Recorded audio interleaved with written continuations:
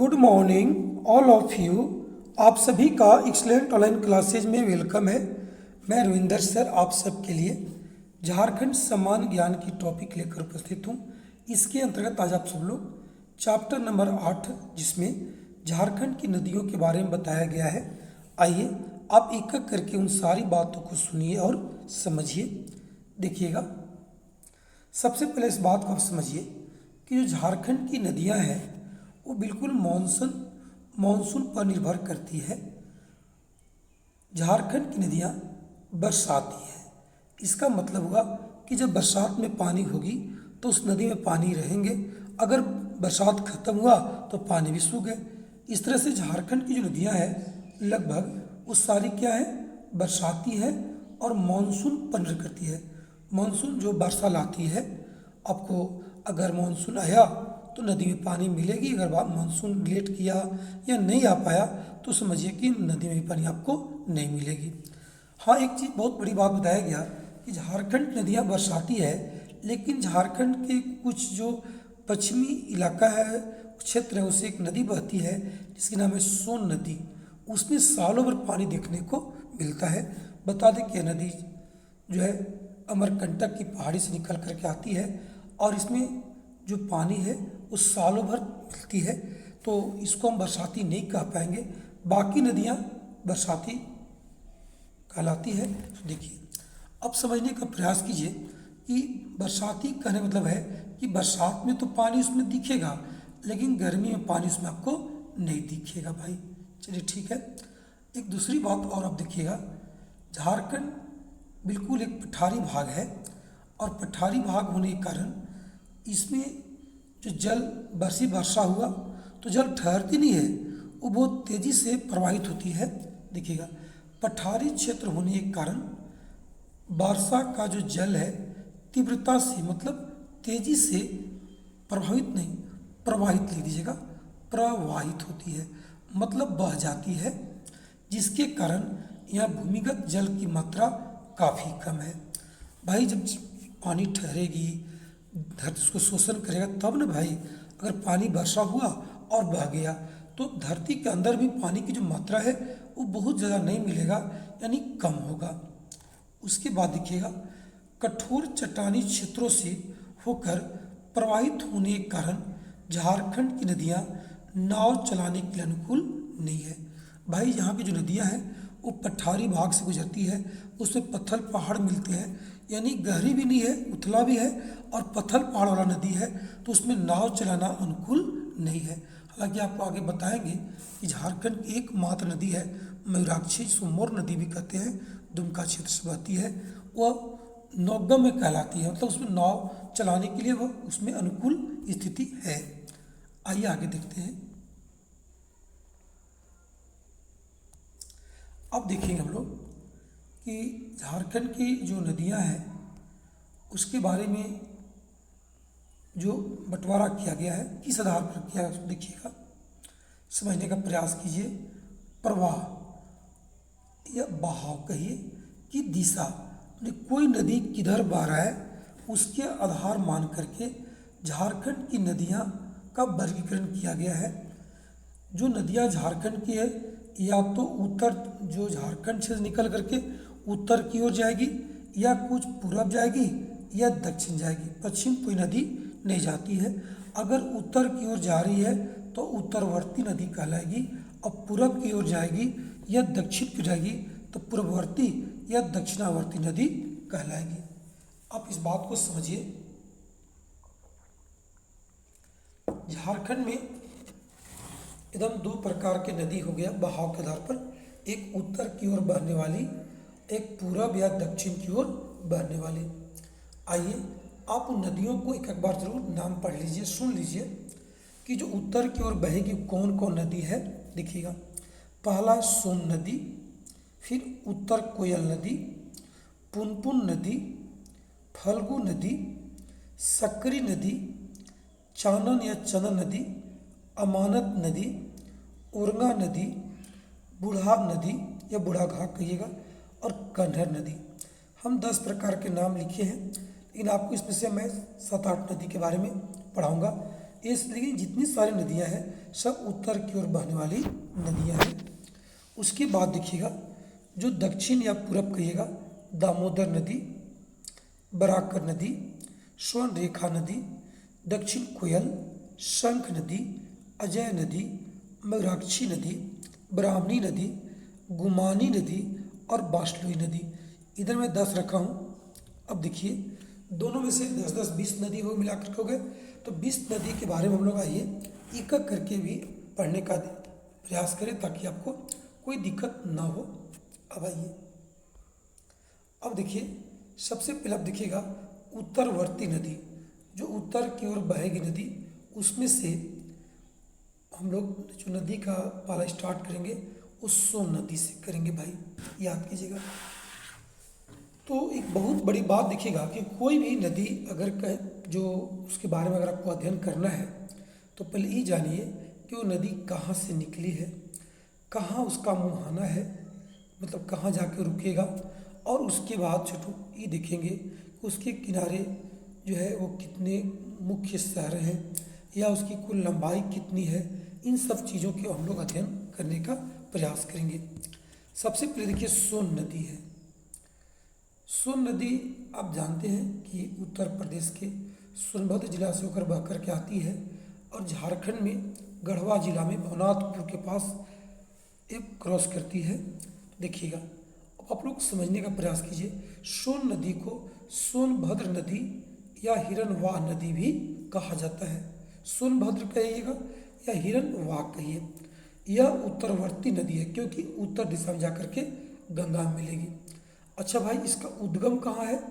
तो मैकाल पर्वत, अमरकंटक की पहाड़ी, याद कीजिएगा, अमरकंटक की पहाड़ी मध्य प्रदेश से, और जो वहाँ पर एक मैकाल पर्वत है उससे निकलती है। देखिएगा कुछ हिस्सा इसका छत्तीसगढ़ में पड़ने लगा है, याद रखिएगा। तो आप इतने याद रखिए कि सोन नदी जो निकली है वो मैकाल पर्वत से निकली है। और पर्वत कहाँ है भाई? अमरकंटक की पहाड़ी में। अब देखिएगा इसका मुहाना, मुहाना का मतलब होता है कि कोई नदी जाके बड़ी नदी में कहाँ मिल जाती है। तो देखिए गंगा, तो गंगा भाई कहाँ? पटना के पास छोटू ये जाके गंगा में मिल जाती है। इस नदी की जो कुल लंबाई है जहाँ से निकली है वहाँ से 784 है किलोमीटर, लेकिन झारखंड में कितना है? मात्र 24 है बाबू, मात्र 24 है। उसे बह करके आपको बिहार में ही चल जाती है। अफवाह क्षेत्र कहाँ इसका भाई? हमारे कहाँ बहती है? गढ़वा और पलामू, 2 जिला। गढ़वा जिला में प्रवेश करती है और हुसैनाबाद से जपला भी कहते हैं, गंगवार छोटू वहाँ पलामू है, और वहीं से बगल से ही गुजर जाती है। तो झारखंड के कई जिला में बहती है? 2 जिला में, गढ़वा और पलामू। अब देखिएगा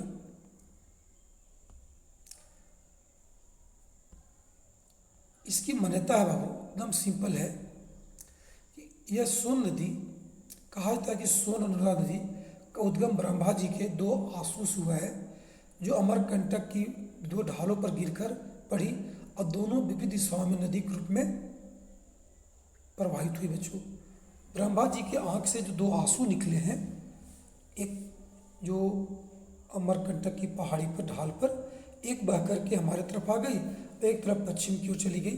तो बाबू जो उधर चली गई उसका नाम नर्मदा है, और जो हम लोग दरवाई क्या नाम उसका है? सोन नदी है।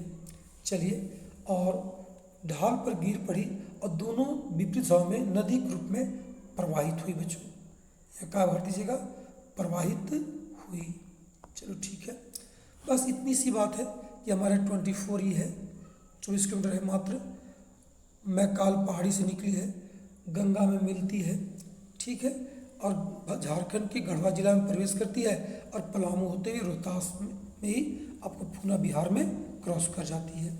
ठीक, अब आइए नंबर 2 देखिएगा, उत्तर कोयल नदी। देखिए इसकी जो उद्गम है वो रांची का पठार का मध्य भाग कहिएगा, रांची के पठार का मध्य भाग है, एक जगह है पिस्का, उसी जगह से निकला है। और देखिए इसकी जो मुहाना है सोन नदी है, पलामू के जपला के पास जो है ये बहते हुए आती है ऊपर से और सोन नदी में मिल जाती है। उत्तरी कोयल जो है सोन नदी की एक सहायक नदी भी है। ठीक, इसका प्रवाह क्षेत्र कहने का मतलब होता है छोटू कि कितने एरिया में यानी कितने जगहों से गुजरती है। तो देखिए लातेहार, गढ़वा और पलामू। उसके बाद देखिएगा इसकी जो लंबाई है 260 किलोमीटर और कहीं कहीं 255 भी लिखता है छोटू, कोई दिक्कत नहीं। नदी है अमानत नदी, उत्तरी कोयल में कहाँ मिलती है? पलामू जिला में सिंगरा और कजरी गांव के सीमा पे जाकर ही उत्तरी कोयल मिल जाती है। ओरंगा नदी है, ये भी आपको दिखेगा, एक केचकी जगह है, आपको बता दें जो केचकी है वो बरवाडीह प्रखंड में पड़ता है और वो जो आपका है वो आपको लातेहार जिला में है। तो उत्तरी कोयल नदी में ओरंगा नदी जाके मिल जाती है, कहाँ पे? केचकी के पास। उसके बाद एक सहायक नदी और है बूढ़ा नदी जो आपको आती है गारो से, जिस पर झारखंड का सबसे ऊंचा जलप्रपात है बूढ़ा का जलप्रपात, वो भी गारो के पास लाके उत्तरी कोयल नदी में मिल जाती है। इस तरह से समझिएगा कि उत्तरी कोयल नदी में मिलने वाली जो नदियां हैं बूढ़ा नदी है, ओरंगा है और अमानत है। हाँ, एक बात और देखिएगा, मेदिनीनगर उत्तरी कोयल तट पर बसा है। मेदिनीनगर को डाल्टनगंज कहते हैं छोटू, डाल्टनगंज पलामू प्रमंडल का मुख्यालय, पलामू जिला का मुख्यालय कहिए, उत्तरी कोयल के तट पर बसा हुआ है, इसको याद रखिएगा। आगे देखिए, इसके बाद आता है पुनपुन नदी। एकदम आराम से देखिएगा, तो यह पुनपुन नदी को कीकर एवं बमागधी नदी भी कहा जाता है। हिंदू लोग इसे, देखिए जो पुनपुन नदी है सर, ये बहुत बड़ी बात है, इसको कीकर कहा गया है, बमागधी कहा गया है। एग्जाम में छपेगा तो आप आराम से टिक लगा लीजिएगा। और हिंदू लोग इसको पवित्र नदी मानते हैं। इसका उद्गम भाई देखिए छोटनागपुर का पठार कहलाएगा, लेकिन पलामू जिला के पिपरा प्रखंड के सरैया पंचायत के अंतर्गत एक 12 बानाडी गांव है, उसी जगह से कहिए कि पुनपुन नदी निकलती है। एक पहाड़ है, उसी जगह से पुनपुन नदी आपको निकली है। आगे देखिएगा, जाके मिलती कहाँ है? एकदम गंगा में जाके मिल जाएगी, फतुहा के पास। गंगा जो पटना है वो पटना के पास ही एक फतुहा जगह है, वहीं जाके गंगा नदी में ही मिल जाती है।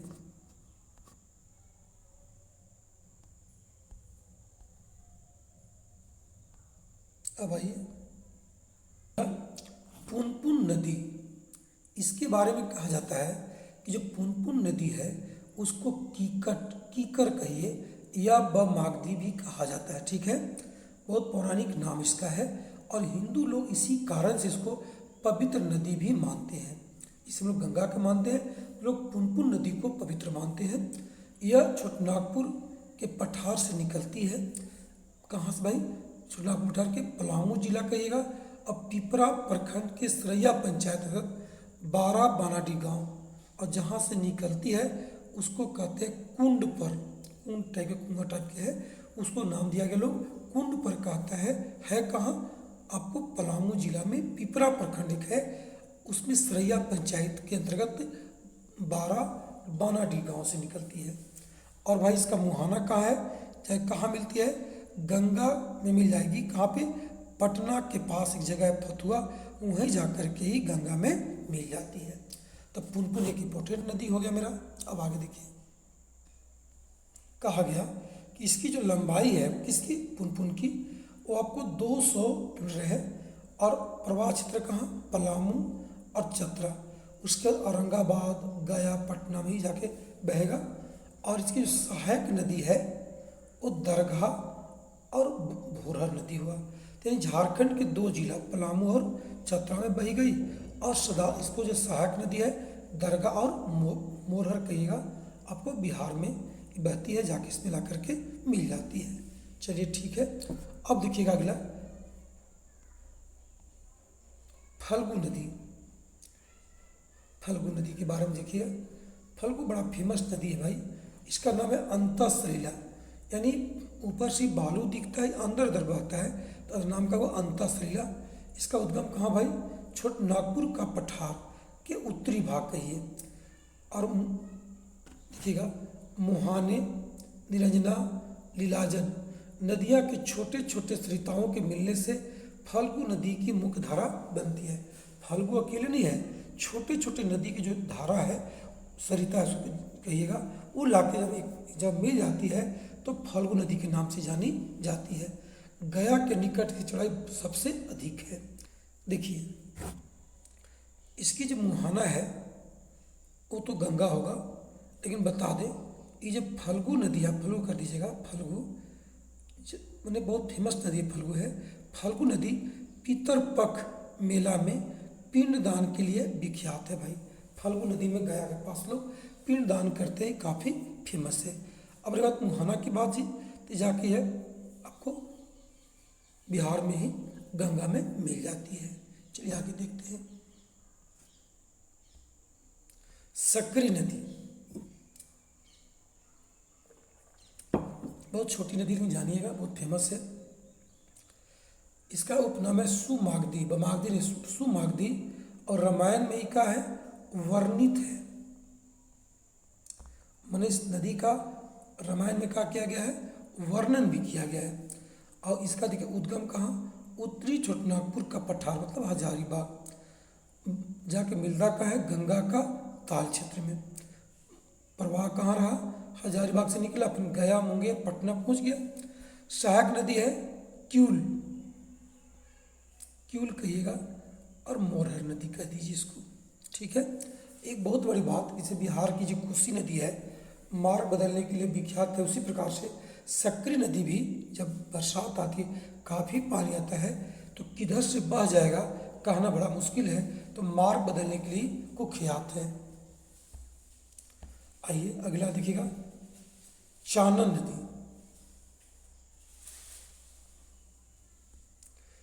चानन नदी के बारे में देखिए कहा गया, इसका जो चानन या पंचाने उद्गम कहाँ है, छोटनागपुर का पठार। मुहाना कहाँ जाके ही कहाँ मिलेगा, सकरी नदी में मिल जाएगा। और उसके बाद देखिएगा यह नदी 5 जलधाराओं के मेल से बनी है, जिसके कारण इसको पंचानन कहते हैं। ये 5 जलधाराएं छोटनागपुर के पठार से निकलती है बाबू। ये जो 5 जलधाराएं हैं ये छोटनागपुर पठार से निकलती है, पांचों मिल जाती है तो आप किस नदी का निर्माण करेगा, इसका नाम कहा जाएगा पंचानन, ठीक है। अब आइए अगला देखिएगा, अमानत नदी।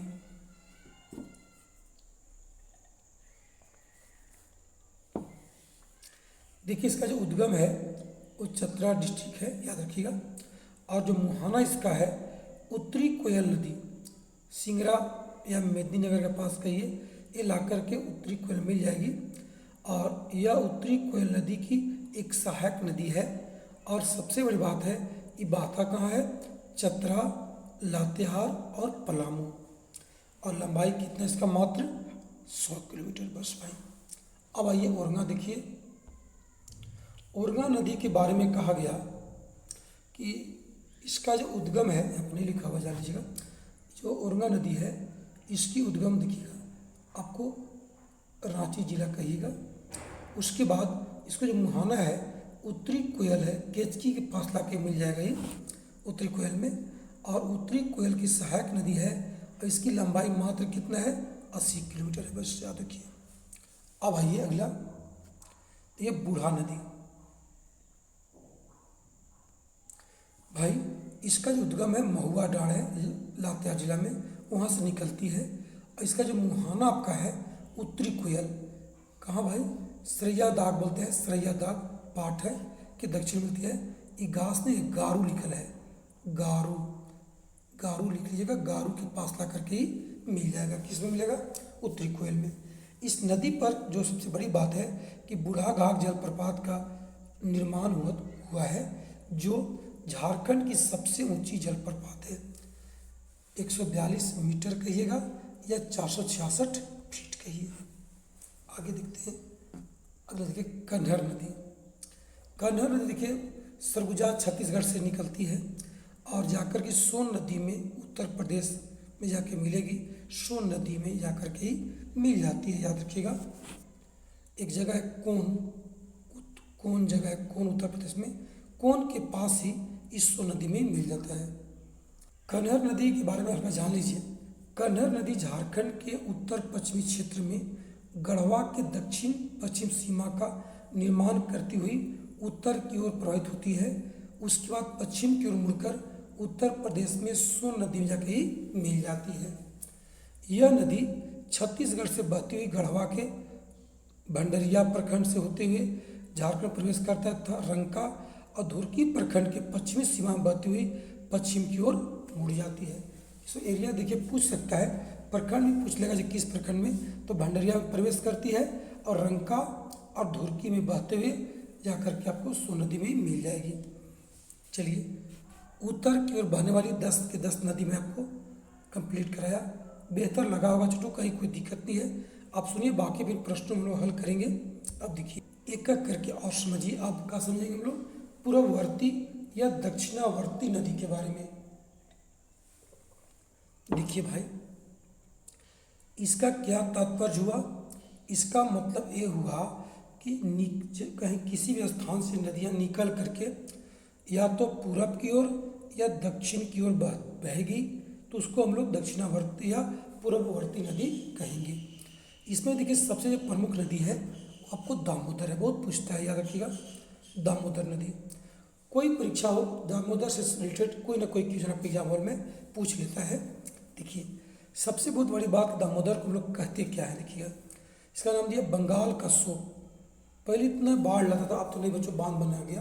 पहले पूरा बाढ़ लाता था और पूरे गांव के गांव को बहाता था बच्चों, तो बंगाल का सूप कहलाया। और बच्चों इसको झारखंड का भी सूप कह सकते हैं छोटू, बाढ़ के कारण। और बाबू इसको देव नदी कहते हैं कि पुराण में इसका उल्लेख है, भगवान श्री कृष्ण के नाम पर दामोदर इसका नाम पड़ा बाबू। मैंने कृष्ण जी को ही दामोदर कहा गया था, तो उसी के नाम पर इनका इस नदी का नाम कहाँ पड़ा आपको, दामोदर नदी। अच्छा देखिए, दामोद नदी भी कहते हैं इसको, क्षेत्र विशेष में इसको कहीं कहीं दामोद नदी भी कहते हैं। अगला बात देखिएगा, ये 02 नहीं बच्चों, इसमें O2 लिखा है। O2 बच्चों मैंने ऑक्सीजन, ऑक्सीजन की कमी कारण, भाई इसमें बहुत मैंने गंदगी नदी है, तो कमी कारण बड़ी मात्रा में जीव जंतु का न होना, और नहीं होने के कारण बच्चों नदी का नाम का हुआ मरुस्थलीय। स्वर्ण रेखा नदी को जैविक मरुस्थलीय नदी भी कहते हैं, याद कीजिएगा, अलग से मैं लगा दिया हूँ। आप दामोदर को कहिएगा मरुस्थलीय, क्यों कहेंगे कि इसकी नदियाँ जो है वो काफ़ी गंदगी है और उसमें ऑक्सीजन की कमी है। झारखंड की सबसे ज़्यादा जो ये प्रदूषित नदी है उसमें झारखंड का में जो है आपको दामोदर का ही नाम आता है, याद कीजिएगा। और झारखंड की सबसे लंबी नदी भी आता है, झारखंड 290 है और इसे ओवरऑल 592 है बंगाल में मिला करके। और सबसे बड़ी बात हुआ कि जिसे हम लोग को गंगा पवित्र है, तो कुरमाली जनजाति जो है इस नदी को पवित्र मानते हैं। ठीक, अब देखिए इसका उद्भव, ये कहाँ से चला, उद्गम कहिएगा। देखिए इस नदी का जो उद्गम है वो पलामू प्रमंडल कहेगा, उसमें कहाँ कहेगा, लातेहार जिला, उसमें कहाँ चंदवा प्रखंड, उसमें कहाँ छोटू, टोरी जगह। और टोरी में कहाँ भाई, एक पहाड़ है, वहीं से निकला, जहाँ से पानी निकला बच्चों उसको चूल्हा पानी कहते हैं। भाई अगर आपसे पूछेगा कि इसका उद्गम क्या है, आप बोलेंगे चूल्हा पानी, कोई बोलेगा चंदवा, कोई बोलेगा टोरी, कोई लातेहार, कोई पलामू प्रमंडल, कोई गलत नहीं छोटू। अब किस रूप में कोई पूछ रहा है वैसा आप बोल दीजिएगा। चलिए, और जाकर मुहाना कहाँ बच्चों, हुगली नदी कहाँ, ये कोयल नहीं बच्चों, ये कलकत्ता लिखिएगा, कोलकाता के पास बेटी एक हुगली नदी है और वहीं पर जाके आपको हुगली में मिल जाती है। अच्छा सर, ये झारखंड में बहता कहाँ से है, पूरा जब पूरा देख लीजिए कहाँ कहाँ से बहता है बच्चों। देखिए कहाँ से बहता है, लातेहार से निकला है, रामगढ़, हजारीबाग, गिरिडीह, बोकारो, धनबाद, और ये तो झारखंड में। अगर बंगाल में जाके भी बहती है, पूर्वी बर्धमान, हुगली और बांकुड़ा बाबू, 3 जिला उसका। मेरा 1 2 3 4 5 6 जिला में हमारे यहाँ बहती है और 3 जिला जो है पश्चिम बंगाल करके तब जाके खत्म होता है वो। हजारीबाग से लेकर वर्धमान जिले तक दामोदर जो नदी है, उसकी धारा काफ़ी तेज बहती है। हजारीबाग भाई जिसे आपको ढलान से उतरेगी लातेहार से बाबू, तो स्पीड पकड़ेगी जो पूरा वर्धमान तक, मैंने उसमें धनबाद क्रॉस मैंने बॉर्डर तक छूटूँ, ये काफ़ी तेज बहती है। अब आइए आगे, झारखंड की जो देखूंगा मैं सहायक नदी बच्चों, झारखंड कौन भाई, दामोदर नदी की सहायक नदी देख लीजिए, देखिएगा दामोदर नदी की सहायक नदियाँ कौन कौन होगा भाई, देख लीजिए।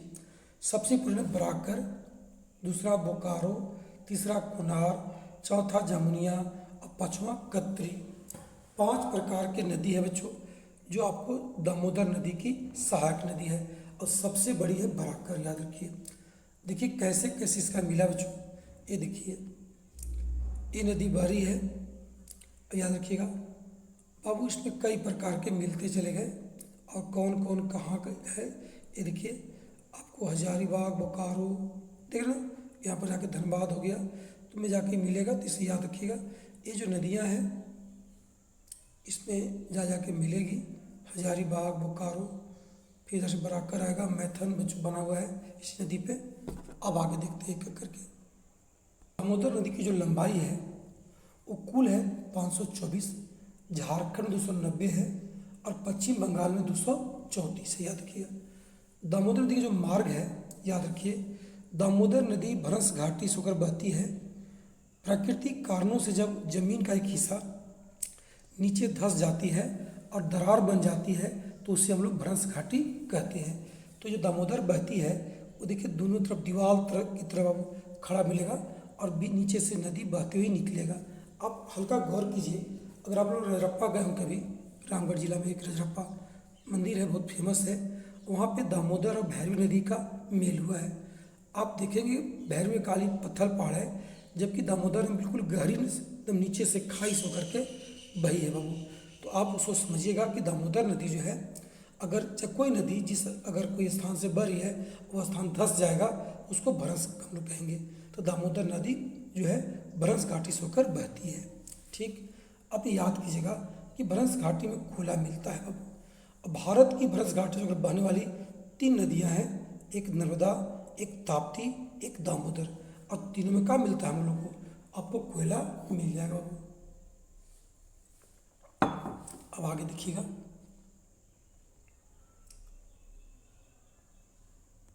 देखिए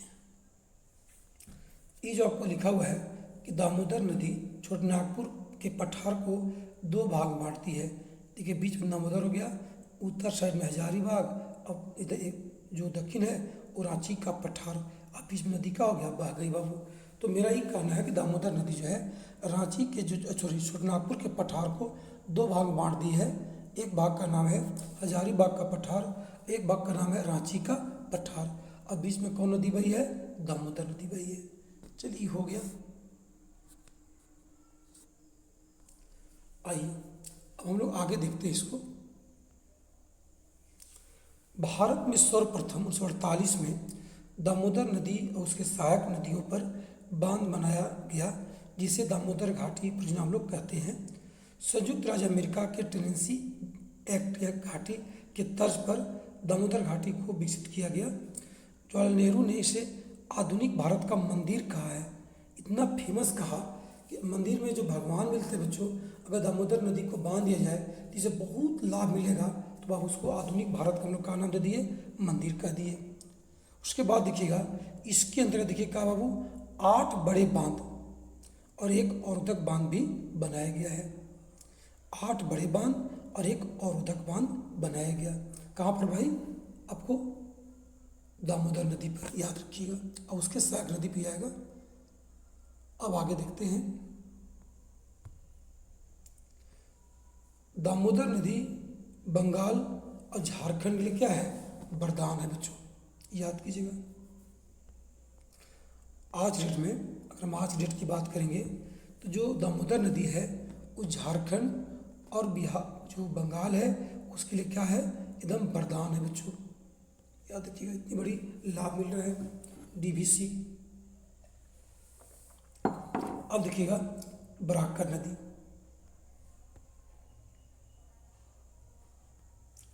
देखिए इसका जो उद्गम है उत्तरी छोटनागपुर है, प्रमंडल याद रखिए, प्रमंडल में बराकर का। कहाँ भाई? हजारीबाग। वहाँ पर कहाँ? पद्मा। ये पद्मा से निकलती है। इसका जो मुहाना है वो दामोदर नदी में मिलेगा। कहाँ? चिरकुंडा, धनबाद के पास एक जगह चिरकुंडा, वहीं जाकर के आपको दामोदर में ही मिल जाएगी। इसका जो प्रवाह क्षेत्र है वो तो हजारीबाग, कोडरमा, गिरिडीह और धनबाद 1, 2, 3, 4 जिला में बहती है और लंबाई है 225 किलोमीटर, याद कीजिएगा। तिलैया डैम और मैथन डैम इसी नदी, कितना फेमस है तिलैया डैम और मैथन बच्चों, और ये दोनों कहाँ पर है? बराकर नदी पर ही स्थित है। इस नदी का उल्लेख हम लोग बाबू बौद्ध और जैन ग्रंथों में मिलता है, यह देखते हैं बच्चों हम लोग। गिरिडीह के पास इस नदी के तट पर बराकर नामक एक स्थान है, गांव भी है, जहाँ जैन मंदिर बना है बच्चों।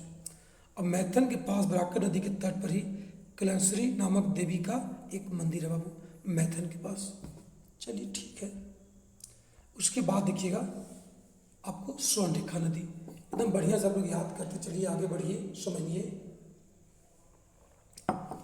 जो स्वर्णरेखा नदी है भाई एकदम इम्पोर्टेंट देखिएगा, इसको कहा जाता है बच्चों, इसमें सोना के कण मिलता है बाबू। लेकिन निकला कहाँ से है? दक्षिण नागपुर। उसमें कहाँ?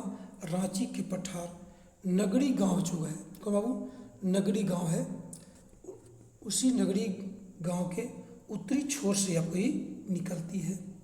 ठीक, आगे देखिएगा है रांची के चुम्बा पहाड़, याद कीजिएगा, चुम्बा पहाड़ से नगरी गांव के दक्षिण छोर पर दक्षिण कोयल नदी ये निकलती है। इसी जगह से बाबू दक्षिणी छोर से कौन नदी निकलती है? दक्षिणी कोयल भी निकलती है। जहाँ से स्वर्ण रेखा निकलती है उसी के बगल से दक्षिणी छोर से कहाँ निकलती है? दक्षिणी कोयल। इसका मुहाना कहाँ है? बंगाल की खाड़ी, बालासोर या तलचर कहिए, जहाँ से मिलता है बच्चों। उसके पहले एक चौमुख बना दिया, पूरा एरिया घेर लिया है झील टाइप के, और उसको हम लोग नौगम भी कहते हैं। कब? बालासोर को या तलचर जगह को, क्योंकि वहाँ पर जाकर के वो नदी में मिलने से पहले पूरी एरिया को कवर कर लेती है। और भाई इसका जो प्रमुख क्षेत्र है बहाव क्षेत्र, रांची, सिंहभूम और या जमशेदपुर जो कहिए, तो रांची या सिंहभूम क्षेत्र हुआ, जमशेदपुर उसमें आ जाएगा। अब आइए सबसे बड़ी बात क्या है, इसका खासियत क्या है कि इस नदी में सोने के कण मिलता है बच्चों, जिसके कारण इसका नाम का पड़ा स्वर्ण रेखा या स्वर्ण रेखा पड़ा, जो कहिए। आइए स्वर्ण रेखा या कहीं कहीं सुवर्ण भी लिखता है, तो कोई दिक्कत नहीं है, स्वर्ण रेखा हुआ। यह झारखंड की इकलौती नदी है जो सीधे बंगाल की खाड़ी में मिलती है। कोई और नदी में ना मिलके ये आपको मैंने जाके बंगाल की खाड़ी मिलती है, इसको हम लोग स्वतंत्र नदी कहते हैं। अगर कोई नदी, देखिए सारी नदी को समुद्र में मिलना है, लेकिन किसी के सहारे मिलेगा तो वो अलग, लेकिन खुद निकला इसमें और नदी मिलेंगे, लेकिन ये किसी में नहीं मिलेगा। ये सबसे बड़ी यही हुई, और जाकर के आपको सीधे बंगाल की खाड़ी में गिरेगी, तो आपको इसको कहाँ कहलाएगा? स्वतंत्र नदी कहलाएगी। लंबाई कितना है? 470 किलोमीटर। लेकिन झारखंड में कितना है? 233। इसकी सहायक नदी कौन है? खरकई, जमशेदपुर याद कीजिए, राढ़ू, कांची, संजय, करकरी, कंसाई नदी। और बहुत बार पूछा है कि स्वर्ण रेखा और खरकई नदी के संगम पर जमशेदपुर नगर बसा है, जिसको आप टाटा भी कह लीजिए, टाटा मोटर पे जो कहिएगा, ये जमशेदपुर नगर में स्थित है बाबू। देखिए स्वर्ण रेखा और खरकई नदी के संगम पर कौन है? जमशेदपुर नगर स्थित हुआ। आगे देखते हैं, स्वर्ण रेखा की जो सहायक नदियां हैं और बहुत सा जलप्रपात भी बनाती है, जिससे कि हुंड्रू कर दीजिए, हुंड्रू जलप्रपात जो है स्वर्ण रेखा नदी पर है, जोन्हा जो आपको है राणू नदी पर है, और दसम फॉल जो है आपको कांची नदी पर है। तो भाई चलिए ये सब ध्यान रखिएगा, स्वर्ण रेखा और उसके सहायक नदी पर ही सब बने हुए हैं। आइए अब दक्षिण कोयल देखिएगा।